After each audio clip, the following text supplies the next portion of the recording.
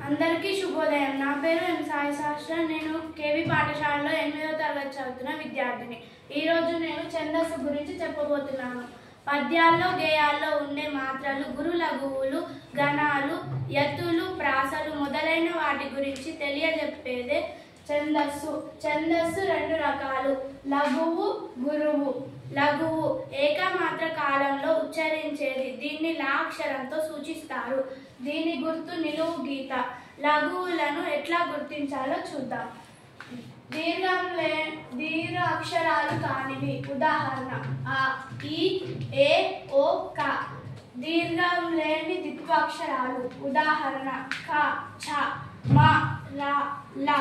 దీర్ఘం లేని సంయుక్త అక్షరాలు.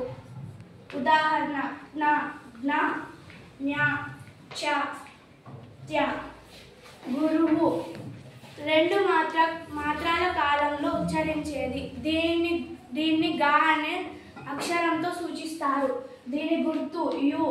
గురువులను ఎట్లా గుర్తించాలో చూద్దాం. దీర్ఘాక్షరాలు. ఉదాహరణ: ఆ, ఈ, ఉ, ఏ, ఓ. ఐ ఔలతో కూడిన హల్లులు. కై, రై, గై, పై, రౌ. సున్నాతో కూడిన అక్షరాలు. హం, చం, కం, ఇం, మం. విసర్గాతో కూడిన అక్షరాలు. కహ, మహ, యహ, వహ, షహ. పొల్లు హల్లులతో కూడిన అక్షరాలు. కన్, నిన్, దున్, విద్. ద్విత్వాక్షరాలు ముందున్న అక్షరాలు.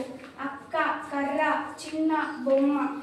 సంయుక్త అక్షరాలకు ముందున్న అక్షరాలు. ఉదాహరణ: పద్మ, లిప్త, చోట్ల, దివ్య. ధన్యవాదాలు.